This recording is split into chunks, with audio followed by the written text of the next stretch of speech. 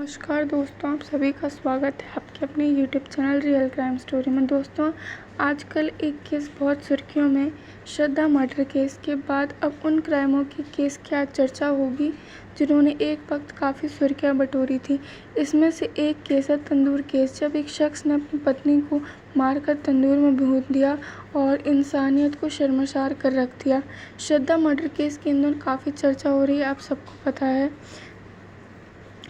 जिसमें एक शख्स ने अपने लिव इन पार्टनर को जान से मारने के बाद लाश के 35 टुकड़े कर दिए और जंगल में फेंक दिया।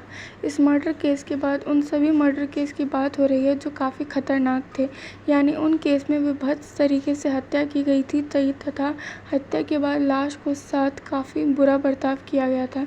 इन केस में एक तंदूर कांड भी है। इस केस ने तंदूर कांड की फिर से याद दिला दी है, जिसमें भी एक शख्स ने अपने पार्टनर की हत्या कर दी थी।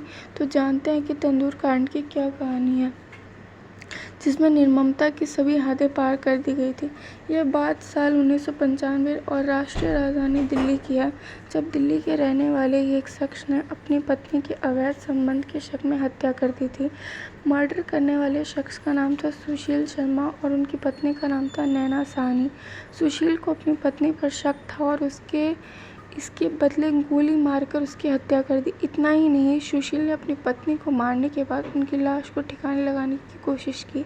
ऐसे में लाश को ठिकाने लगाने के लिए उन्होंने एक दोस्त के होटल को चुना और उन्होंने लाश को तंदूर में जलाने की कोशिश भी की। कहा जाता है कि उसने तंदूर में लाश जलाने से पहले लाश को कई टुकड़ों में बांट दिया था। जब वो अपनी पत्नी की लाश को तंदूर में जला रहे थे, उस वक्त पुलिस को आग का शक हुआ, लेकिन जब तहकीकात की गई तो पुलिस ने देखा कि नैना की लाश जली हुई फर्श पर पड़ी थी। फिर पत्ते खुलते गए और पूरा केस सामने आ गया। इस हत्याकांड को अंजाम देने के बाद सुशील फरार हो गया।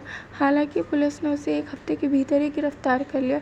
इस केस को भी क्राइम जगत के खतरनाक केसों में एक माना जाता है। इसके बाद सुशील को करीब 23 साल की सज़ा हुई।